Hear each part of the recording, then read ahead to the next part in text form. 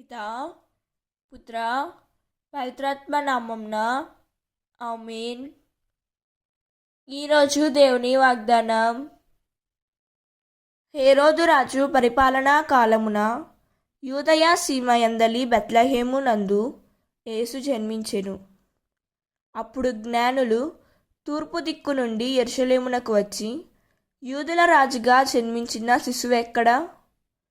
ఆయన నక్షత్రమును తూర్పు దిక్కున చూచి మేము ఆరాధింపవచ్చితిమి అని అనిరి.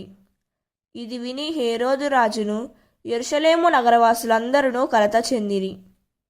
అంతట రాజు ప్రజల ప్రధాన అర్చకులను ధర్మశాస్త్ర బోధకులను సమావేశపరచి, క్రీస్తు ఎచ్చట జన్మించును అని ప్రశ్నించెను.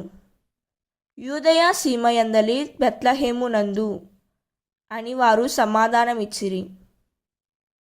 మత్తాయి 2వ అధ్యాయం 1వ వచనం.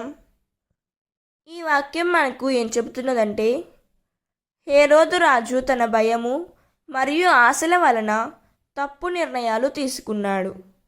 నిజమైన రాజు దేవుని కుమారుడు అయిన యేసును పిలిచే దారిలో అతను తన కోపం, అస్థిరతను ప్రదర్శించాడు.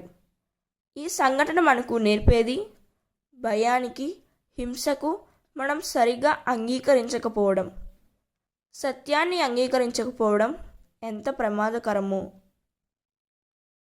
దేవుడు ఈ వాక్యం వింటున్న ప్రతి ఒక్కరిని దీవించునుగాక. ప్రార్థన. ప్రభువా, యేసు శిశువుగా జన్మించిన సందర్భాన్ని గుర్తు చేసుకుంటూ నమ్మకంతో మరియు ప్రేమతో మేం కూడా అతన్ని ఆరాధించడానికి మా హృదయాలను సిద్ధం చేయుము తండ్రి. భయానికి బదులుగా ధైర్యాన్ని, అసత్యానికి బదులుగా సత్యాన్ని, హింసకు బదులుగా ప్రేమను మాలో నింపుము యేసయ్యా. నీవు సూచించిన మార్గములో నడిచే బలాన్ని మాకు ప్రసాదించమని యేసుక్రీస్తు నామములో అడిగి వేడుకుంటున్నాం తండ్రి. ఆమేన్. God bless you.